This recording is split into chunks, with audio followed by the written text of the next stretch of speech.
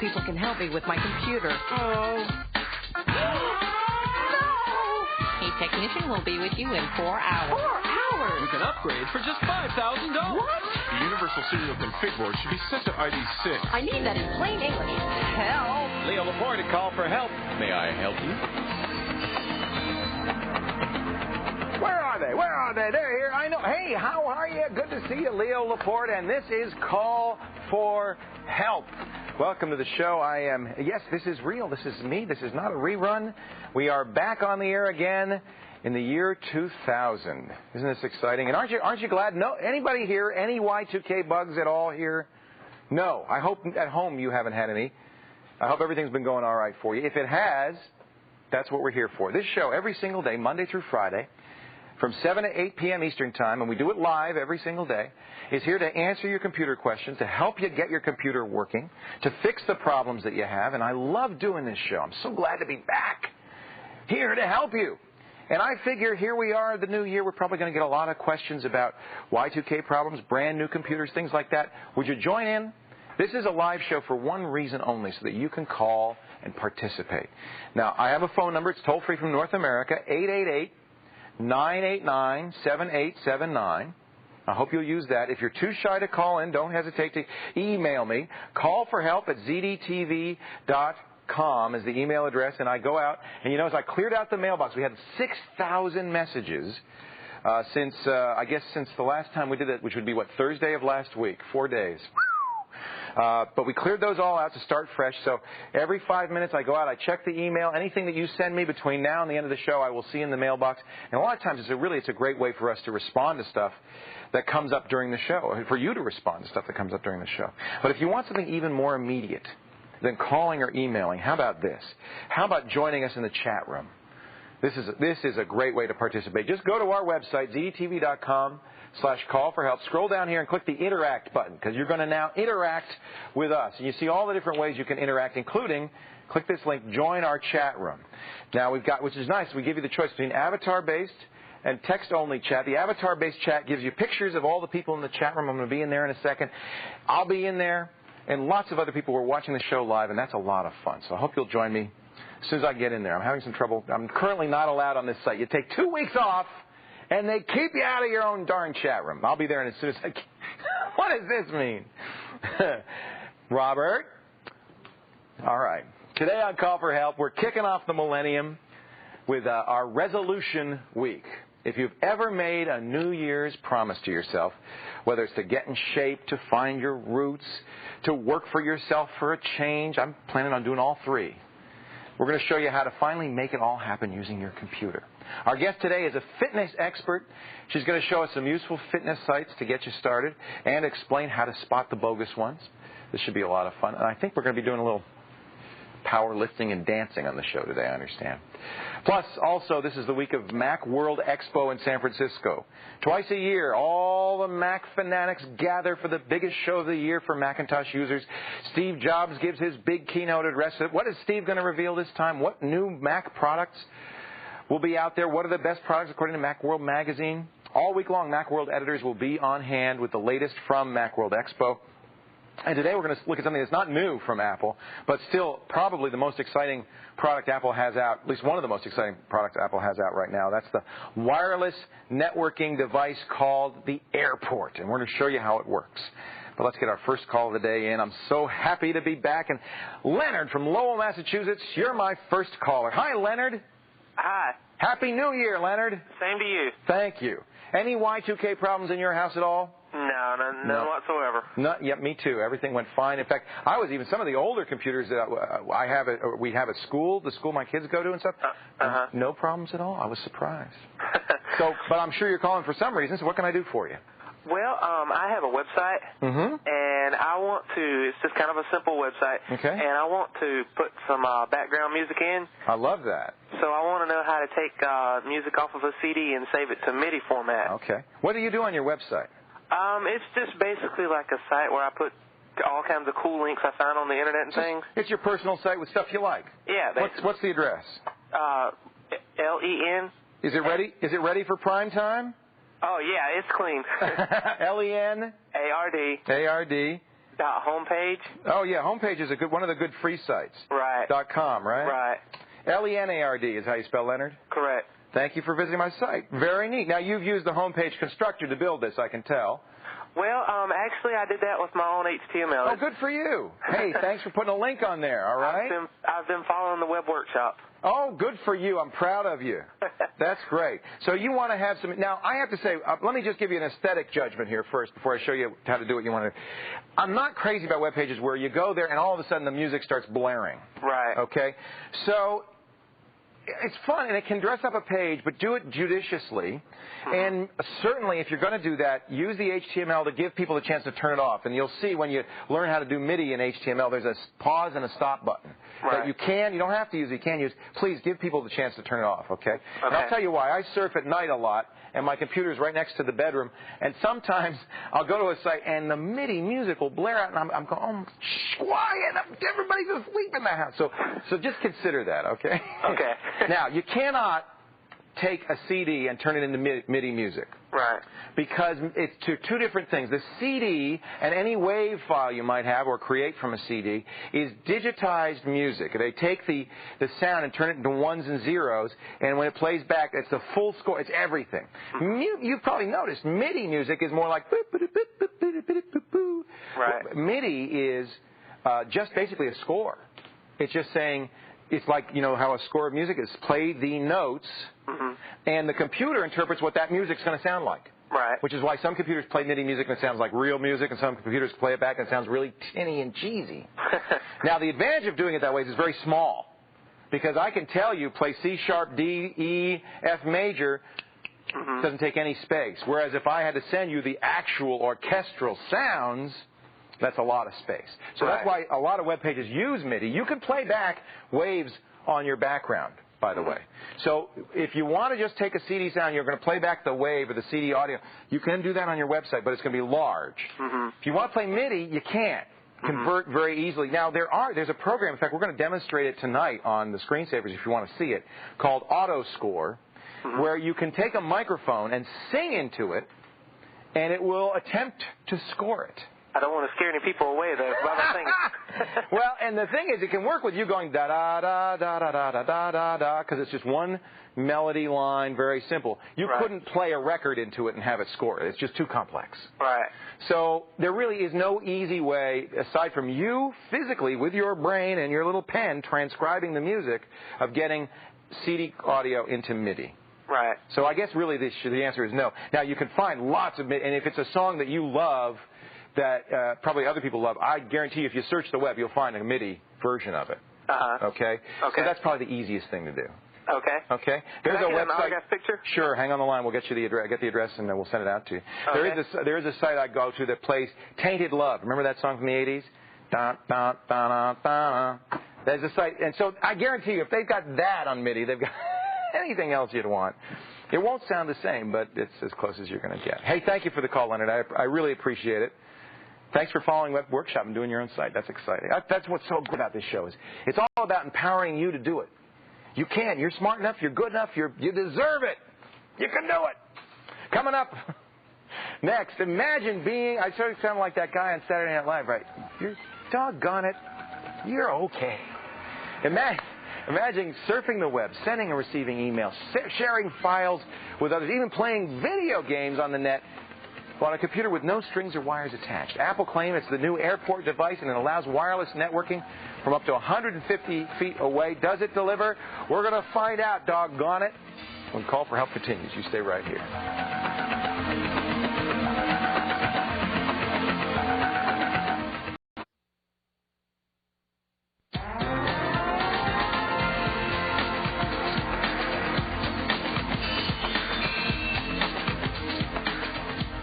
Welcome back to Call for Help. Leo Laporte here. Last fall, Apple unveiled a portable version of the popular iMac called the iBook. The iBook's radical styling caught the eye of the entire industry. But a little card you'll find right under the keyboard might even be more impressive. The Airport is a wireless networking device that claims to provide the speed of a standard hardwired Ethernet connection to work as far as 150 feet away from its base station. Here to show us how the airport performs. Macworld editor Jason Snell. Hello, Jason. Is it working? Is it performing? It's not working right now. We have a cable problem, which is not, I don't believe, the airport's fault. These two are talking to one another. Whether it's talking to the Internet, I don't know. Okay. Well, we're going to keep playing. Robert, if you will fiddle with the cables over here and make sure that it's not a cabling problem. We have one too many cables.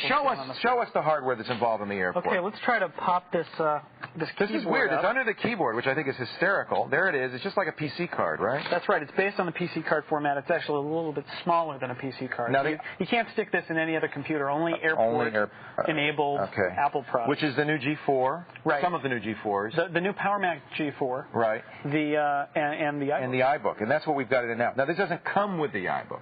No, it doesn't. $99. Okay, so if you've got an iBook, you have the capability, but not the hardware yet. Right. Now, what's the other side of the hardware equation? Well, the other side, if you've actually got a G4 and an iBook, they could talk to one another. But, oh, really? So you don't need to buy this transmitter if you have a G4? Just amongst themselves, there's going to be a software update from Apple that'll let you do that. But otherwise, you can buy the airport base station. And this is a transmitter. It looks like a flying saucer. I love how this looks. Yeah, and it's working again. Look at that. That's me. I'm just, That's right.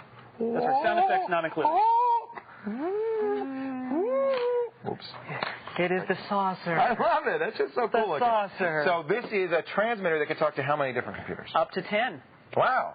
By the way, PCs as well as Macs, right? Right. It uses a wireless networking standard called 802.11. So you could buy a card for one of, that works with that standard and put it in your PC laptop, put it in your PC desktop, put it in a PowerBook that doesn't support airport. There's a product called Skyline that lets you do that from Fairline. Right. And this is was developed by Lucent Technologies in conjunction with Apple. IEEE, which is the International Engineering, whoever, has ratified it as 802.11, which means it is a standard that no one company owns, which is great. Which is not. Many companies can make these, Right. So, although this is by far the cheapest one of these. This is by far, and the PC ones are much more expensive. I like this too. It comes not only with, you can see a connector for your Ethernet, so if you have a cable modem or a DSL line, that would connect into there. But also, see that's a phone jack. And it's a 56K modem.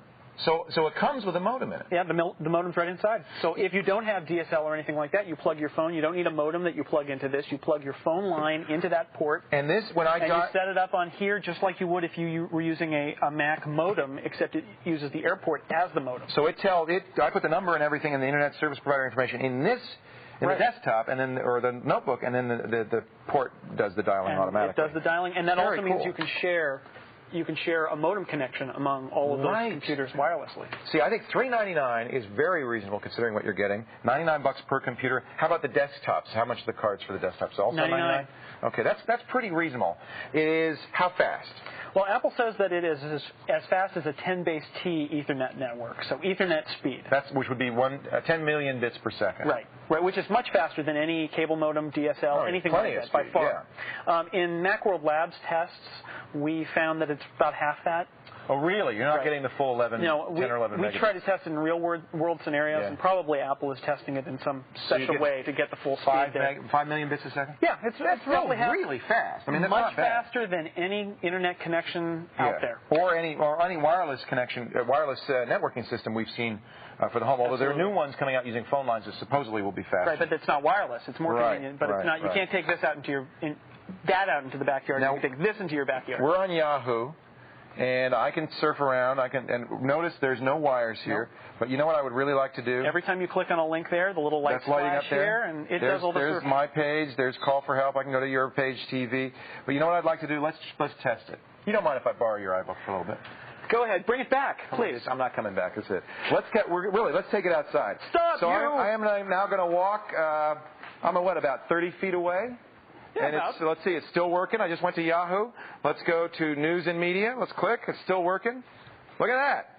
Should I keep going? Should I go out the door? Go ahead. All right, let's go to the loading dock here. Live a little. Follow me, come on. And if you don't it's still working. I'm still surfing. The show. Look, Adriana. Hi, Adriana. Still surfing. Hi, Steve. We're now on the loading dock. And what you doing, Julie? Making a window. Making a window. Look, Julie, I can surf without any wires. Look at this. I'm surfing. Look at that. Am I still surfing? Yes, I am. It's still working. There's more information on the airport on our website. From there, you can also find a link to Macworld's complete review. Just point your browser to www.zdtv.com/call for help. Look, I went right to the webpage. Look at that. We're going to take I can't believe how well this works. We're going to take a break, but first test your technology in our daily quiz. Now, here's how this works. If you know the answer, you go to the website, you click on today's quiz, just like I'm doing right here. Let me see. And if you answer this correctly, we're going to put your name in the drawing for a full year of classes at the online learning site called smartplanet.com. Here's the quiz of the day. What is IEEE 802.11? Is it FireWire, a wireless technology, an Internet protocol, or a European zip code? Click and learn. And we'll be back in just a moment. This call for help continues.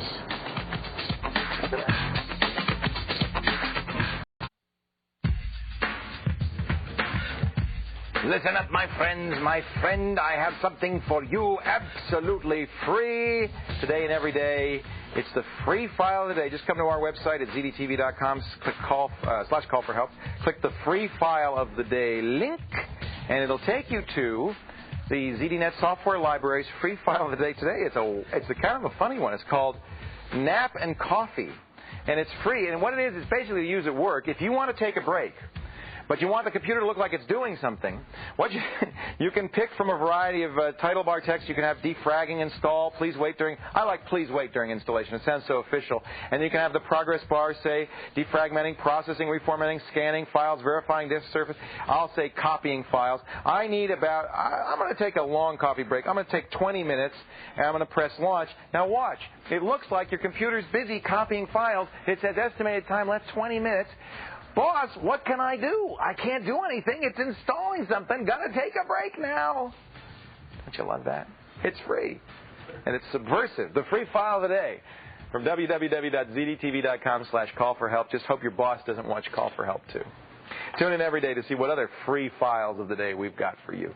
Let's check in right now with the Call for Help chat room. I'm in there having a great time. I'm in the aquarium saying hello to all my friends. They're talking about online, internet, and network access without any wires, and that airport works really great. I have to say now, Macworld said it's about half the speed that Apple's been claiming and Lucent has been claiming. They claim 11 million bits per second. Macworld says now it's more like 5 to 6. But you know what? I was surfing along there, lickety-split, felt pretty good, felt pretty fast. So I have to say that's pretty impressive. I mean, you could be out in the backyard doing that. And we were through a metal. We went through a metal door and a metal wall. I would say I was about 100 feet away, and it didn't seem to impact it at all. Join us in the chat room. You could surf. You get that? You could be sitting in the bathtub and chatting with all these great people. Just don't tell them that's what you're doing. www.zdtv.com/call-for-help. Let's go to Sterling Heights, Michigan, one of my favorite places. He was just there with Kate a couple of months ago. Paul's on the line. Hi, Paul. Hi, Leo. How are you? Oh, good. Did you come see us at the mall? Oh, no, I missed you. I was visiting family. Well, we'll be. You know what? We've already promised we're going to come back to the Detroit area, so I hope you'll come by the next time. We don't know the time. I think they're saying summer. Is it a little warm there in July? Quite warm. Yeah. Maybe we could make it spring or fall. Oh, I don't know. I will let you know the minute they've set on a date, but we've already promised the Detroit Cable Company we're coming back. What can I do for you today? Well, every time I download a free file of the day, yes, it comes up with a little, blank screen, and it says you must choose a file to, open the program. Right. All right. And you don't know what to do then, right? Yeah. Let's do it. Let's download Nap and Coffee. Have you tried this one yet? I'm going to press download now. Now, what happens with most of these is they're .zip files. Are you on a Mac or a PC? PC. And you can see I don't know, maybe it's too small, but you can see napcoffee.zip. This is a zip file, okay? And what you are missing, and I'm going to download this to my desktop, is a zip expanding program. Does that make sense to you? What you need, because what happens nowadays, these files are too big, and they're usually more than one, and they don't want you to have to download 6 different files and put them all in the right place, and maybe it's a large. So what they do is they run a program that's called a zipper that squeezes it into a single file that's smaller. And then all you have to do is download one file. There's only one catch to this. You also have to have the unzipper on the other end. So here's what I want you to do I'm so glad you asked this question, because you know what? I get this question in email all the time, and I'm really glad I could show it. Either go to the hot file site and download WinZip, or go to winzip.com. This is one of literally hundreds of programs that unzip. Now, this one's shareware. There's a freeware one from Aladdin Systems that I'll put a link to in our email that I send out after every show. But once you install this, as we have here, when you double-click this, instead of getting that, what do you want to do with this thing? We have registered that, by the way. Ignore that. You'll get this. This shows the contents of the file. Now you can either just drag it out, and that's all I'm going to do here, and then I can run it and see it runs. Or you can press the extract button and let it extract it to somewhere. So it basically puts the file back the way it was. So in order to speed things up and to make it easier for you, they've compressed it. You just have to uncompress it. On the PC, the standard is zipping. On the Mac, the standard is stuffing. They have .sit, and if actually Aladdin Systems, the same folks that do the unzipping program that's free for the PC, also does a very good one for the Macintosh. I will put a link to that and a link to WinZip in the email we send out after every show. Okay? Okay, thank you. Do you subscribe to that? Yep. Okay, look for it. Thank you, Paul. It's a great question. I'm glad you asked. You know, a lot of people, they go, you know, I ought to know what to do. I mean, everybody in the world is downloading this free file. They seem to understand. I don't get. Thank you for calling and asking. It's a great question. And I guarantee you about 1,000 people are going, oh, my God, that's great. I can download the files now. Stick around. We're going to have today's news story, the Macworld Mac tip of the day, and more when Call for Help continues. Don't go anywhere else.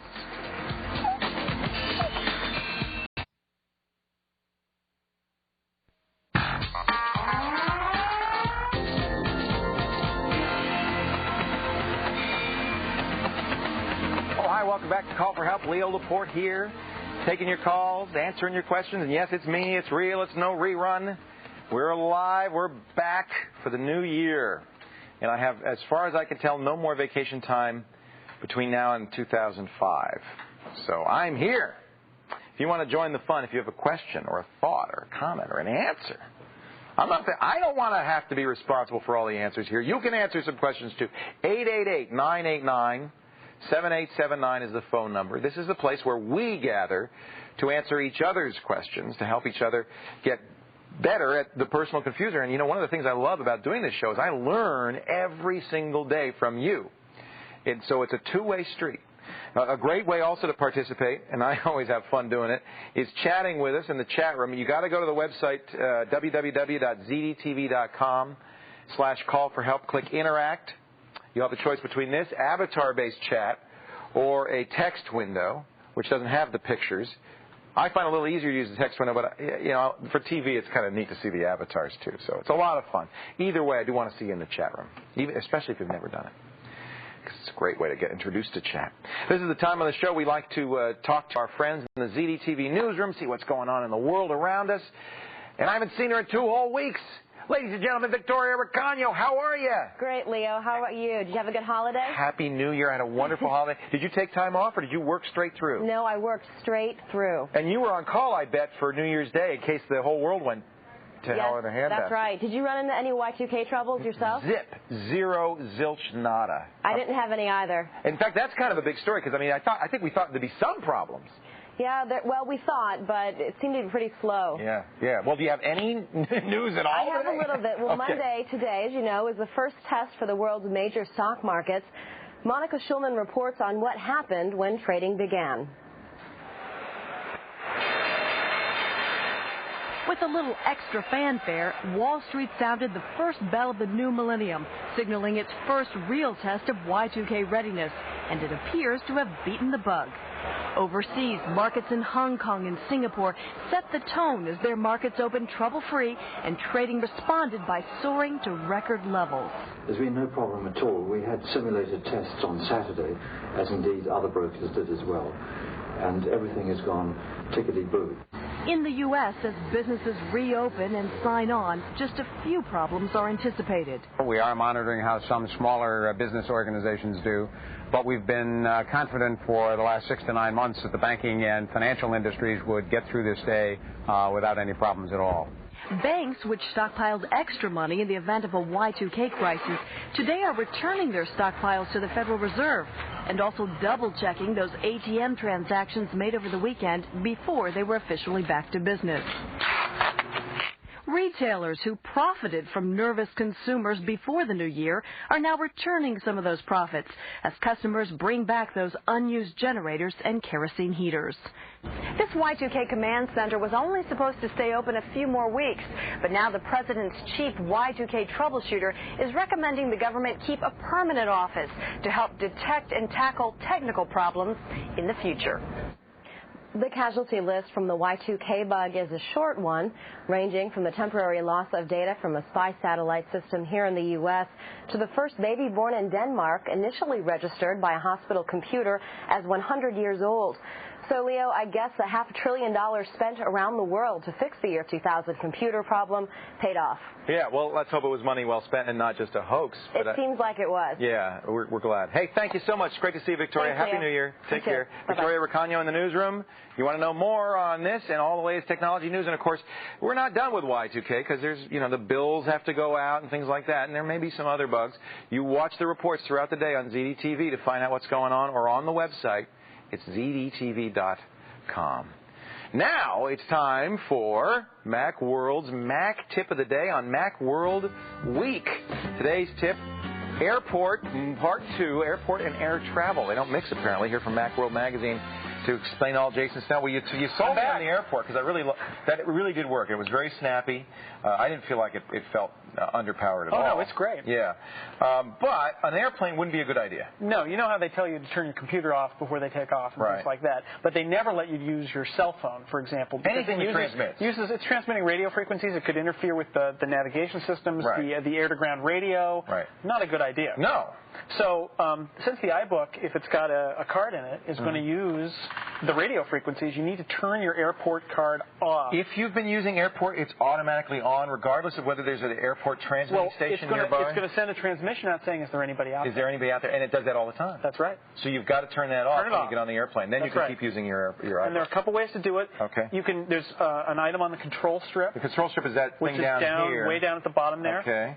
That's going to be hard to see. So why don't you show us the control panel? But there's another way. If you go up to the Apple menu, it's actually just in the Apple menu. Yeah. It's installed there. It's called Airport. Oh, that's okay. So when you get Airport, that'll show up now under the Apple menu. It'll show up right under the Apple menu. But it is kind of a control panel. It is. Yeah. I don't know why they didn't put it in the control panel. And this is the button. Yeah, turn Airport off, and you turn it off. Okay. And that's it? That's it. And you can turn it on again as soon as you get to That's right. the button says turn airport on, and it'll go, and it'll try to find an airport. That's instantaneous. Okay. But that's a good thing to remember. And, folks, if you're on an airplane with somebody with an iBook, you might ask them, did you turn your airport off? Yeah. I bet the stewardess. The last thing you want to do is since these can talk to one another, the last thing you want to do is try having iBooks talk to one another wirelessly on an airplane. Let's not do that. It's a bad idea. Bring an Ethernet cable with you. Yes. Plug in, but do not use the wireless. I know you want to play Load Runner, but you just don't. Okay? It's the last thing you want. Thank you so much, Jason Snell. We appreciate it. Good work, too, on Macworld.com. Thank you. Loving the website. Coming up next, have you ever typed in a web address and ended up somewhere else? See, some web addresses really are just pointers to other sites. We're going to show you how website forwarding works when Call for Help continues. Stay here.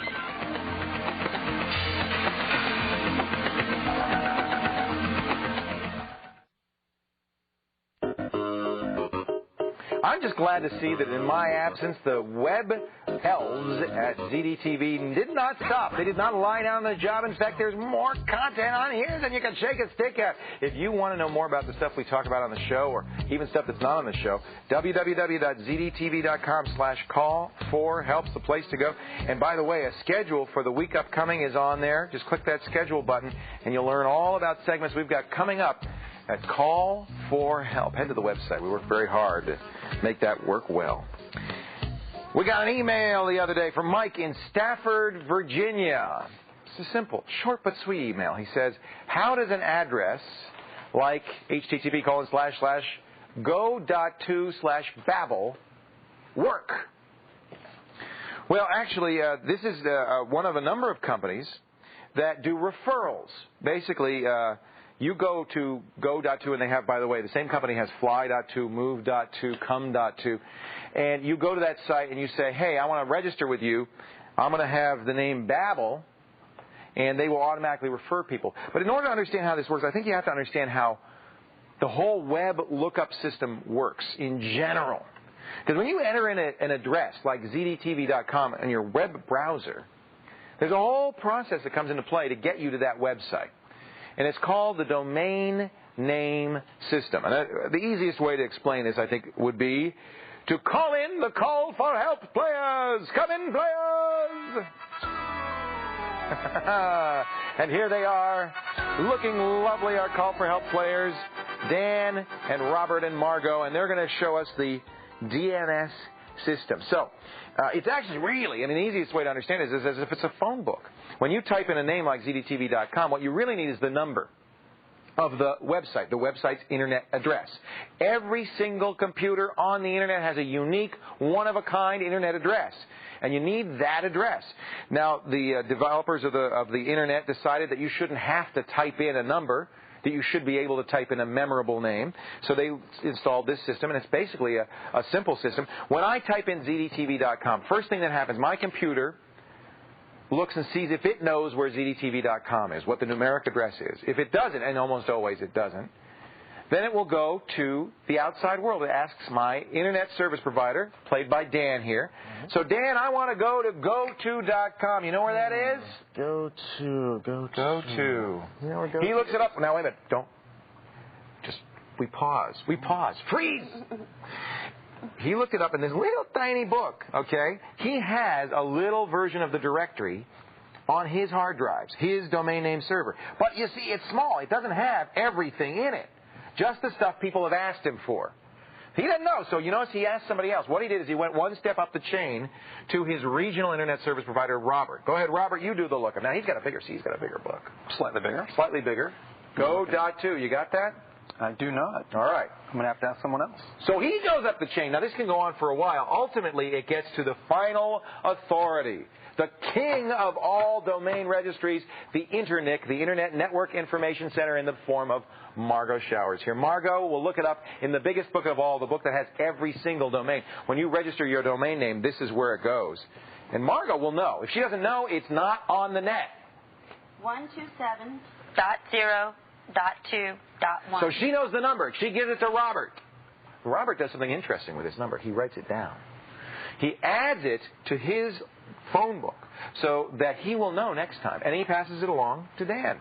127.0.2.1. All right, and then Dan, now this only takes a second or two. Dan will pass it back to my browser. 127.0.2.1. And the browser goes out and then gets the information from that number. It's given the phone number. Basically, this is like automatic 411, directory information. It did all the lookup for me. Now, here's an interesting thing that happens.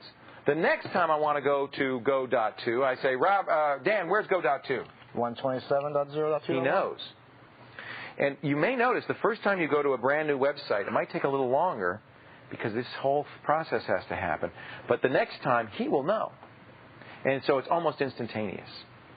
You notice also when you enter in, now this is for advanced users, but when you enter in a domain name server or a DNS lookup information, when you set up your internet configuration, you use an address that's your local ISP. That's the first place to look when they're trying to find names. Well done. So that all worked, all right? Now, what happens with GoTo/Babel? You notice I only got the information for GoTo. Well, here's what GoTo is.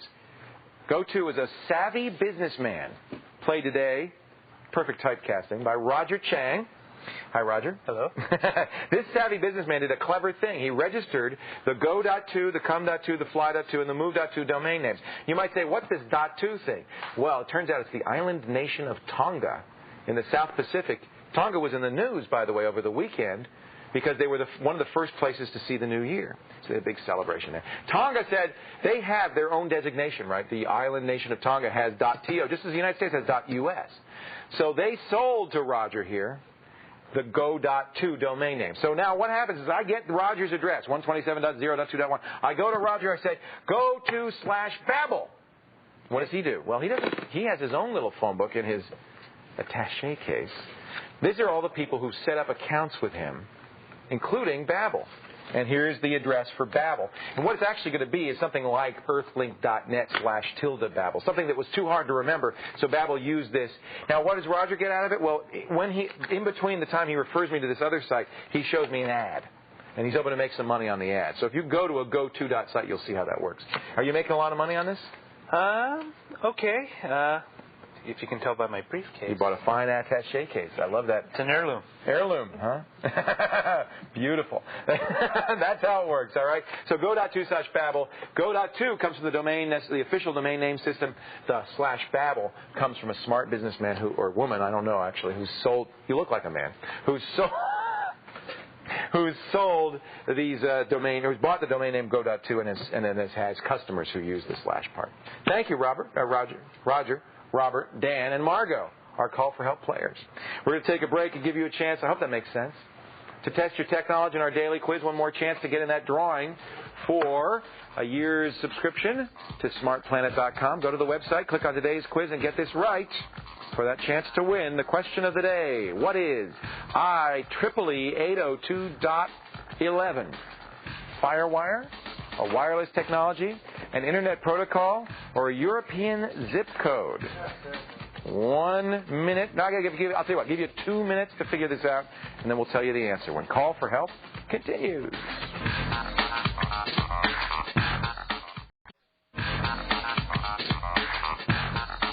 Welcome back to Call for Help. Before the break, we asked you, what the heck is IEEE 802.1. Actually, my producer, Jerry, thought it was Firewire, but he was wrong. It's B, a wireless technology. It's actually the official designation of the technology behind Airport, the Apple wireless technology we showed you just a few minutes ago. Hope you got that right. If you did, you're in the drawing for a year at smartplanet.com. Really a nice prize. A perennial New Year's resolution. It is mine. It is my wife's. It is everyone I know's. Is everyone in the studios, I believe. Yes? To lose weight and get fit. That's right. Show of hands, everybody but Gabe, who's way too skinny. Now, if everybody's sticking out their tummies. If that's your resolution, the Internet can help you get started on a road to a fit lifestyle. You're going to find a lot of websites devoted to diet and exercise, of course. We've shown them before. But when you're talking about your health, I think it's very important that you find information that's credible, reliable. There's a lot of bogus stuff on diet out there. If you ask any doctor, they'll just go, oh. So here to show us how to locate trustworthy fitness sites, the co-author of The Complete Idiot's Guide to Online Health and Fitness, Joan Price. Hello, Joan. How are you? Hello, Leo. Fine, thank you. Now, I am not a complete idiot, but in this area, I think we all have something to learn, don't we? We do. We all have something to learn. Even the experts. Even the experts. Yeah. So, first of all, is the Internet a good source of information? Oh, it's a wonderful source of information. Okay. You can find everything on the web. Well, everything is right. Sometimes good, sometimes bad. Sometimes good, sometimes bad. But it's a tremendous resource for everything to do with exercise, nutrition, diet. You can find aerobic exercise, strength training, stretching. You can find out how many calories were in that piece of chocolate cheesecake that I know you ate last night. I did and how many minutes you have to spend on the Stairmaster to burn it off. No, that all you don't of want to know. So, but how do you know what's good and what's bad? Because there's also information on there that's completely bogus. There is a lot of bogus information. Yeah. In fact, I went on a search for weight loss, one of the search engines, weight loss. 8 million hits. There are not 8 million ways to lose weight. There's one way to lose weight. What is that? Eat less, move more. Oh. No, I was hoping there was something else. No, but that's right. We all want some magic pill that we can take or something. Yeah, we all want the magic pill. And there are a lot of sites that are trying to sell you that magic pill. Now, you have, and I love this, by the way. I want to show this in the inside of your book here, the pilot method for determining whether a website and by the way, it's not just the web, it's bookstores too, it's anywhere. There's all sorts of garbage out there. Whether this is valuable. Let's look at pilot. What does pilot tell us? Okay. Pilot is a way of evaluating websites. So the P is for purpose. Purpose. You want to know why that website is up. What is it for? Ideally, you want a website that's there to educate consumers. And that's not to sell them a product. Not to sell something. Yes. Now, it can have advertising, but the editorial content should not be mixed with the advertising. Information. Okay. Actually, we're getting the whole thing here. So let's just, information, links, originator, and timeliness. Let's go through these now one by one. Okay. We got purpose. We got purpose. I is for information. I is for information. Yeah. That is the content up there, and you want it unbiased and really informational. How do you know that? Well, you see, a few ways to find that out. One is you look at the originator, which we're going to come to later, where it came from, who's putting it up, and the purpose. Right. And you also look, is the content giving you a fair view? Is it trying to push a product? If it's pushing a product, and then you read another article, and it's pushing a product, and you read another one, and it's, well, then you know. Right. Okay. And if the whole site seems designed to sell you something, a product, a service, an idea, then that's not where you're going to get your good fitness information. It's not just a product. It could be an idea. It could be an idea. Could be they believe firmly that if you live on rutabagas, you will never gain weight, and you don't. That's not necessarily. And Leo, they don't always think they're trying to scam you. Sometimes they earnestly believe it, yes, and it's so hard sometimes when they're so earnest. Right. And they have testimonials. Testimonials is not proof of anything. No. So if you see something supported by testimonials, then it's probably not reliable. Really? That's right. Now, L in pilot is links. Links. A good website will not hold you captive. Right. If it really wants to inform you about fitness, exercise, health, then it's going to also want to send you off to other recommended sites. And they should be credible in themselves. They should be credible in themselves, and they should be reviewed or ranked. Not just a whole list of anything that glows, because that's not helpful. Right, and especially if you see a little thing at the bottom that says, you link to me, we'll link to you. You're not going to get anything there. O is for originator. Originator. And here's where we find out who put that information on, either who wrote the content or who is assembling the content. And some good bets are a federal agency, a hospital, I'm talking just about health and fitness websites now, a university or a consumer advocacy agency, and or someone who's active in the field. Like a lot of my favorite sites are put up by people who are active in the fitness field. They presumably are following what's going on. Exactly, and they're Timeliness is obviously important. Yes, obviously Stuff changes. important. You would think the human body hasn't changed in millions of years, and yet... But our understanding of it has changed. That's right. So if you put this all together, Pilot's going to help you determine which sites are good and which sites are bad. And then the other thing is, I would imagine, get your information from many sites because you're more likely to get reliable information. Well, that's very important, and I'm glad you brought that up. If you read something only on one site and nowhere else, that's a bad sign. Not reliable. It's a bad sign. I know that much. You showed us the one here. This is called Fitness Link. Yes. It's a little big. I can't get... now, tell me about Fitness Link. What is this all about? Fitness Link is one of the best fitness sites. It has everything to do with fitness. It fits the pilot program, the pilot method, just perfectly. Okay. It has articles on all sorts of exercise. You can read about mountain biking. You can read about weight loss. How they do weight loss successes. I got to read about that. Oh, that happens to be one of my articles. You have to read it. Joan, that's the best article in here. So you write for them. Yes, I do. I write for Fitness Link.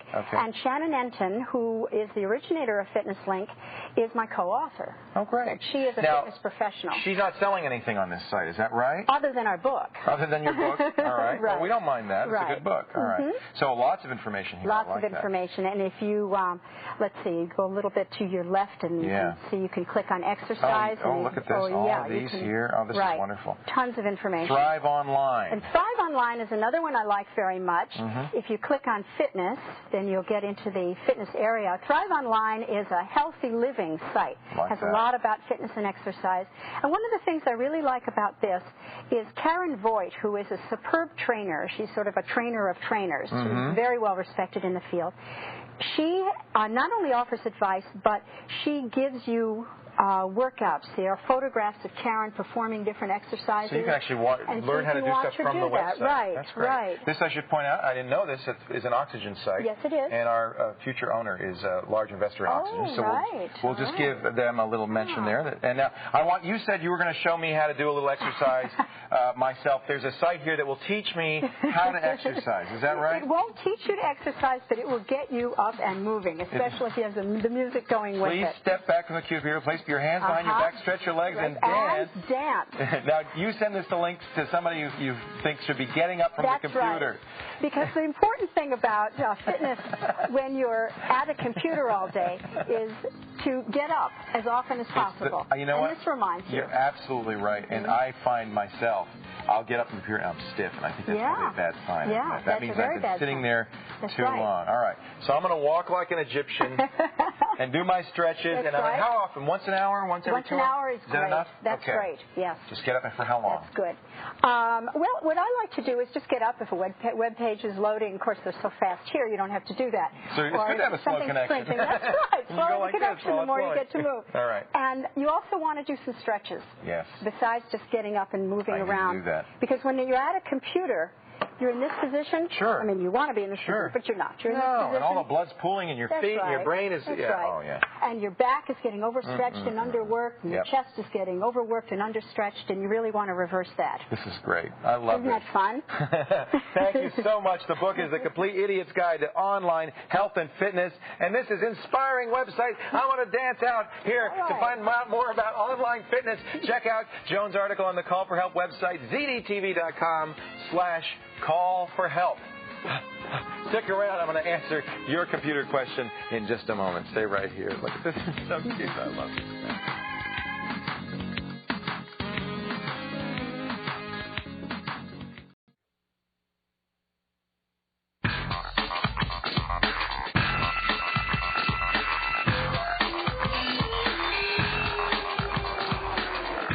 Welcome back to Call for Help. Many people don't realize this, but I keep these 15-pound weights on the set, and I work out during every commercial break, and that's...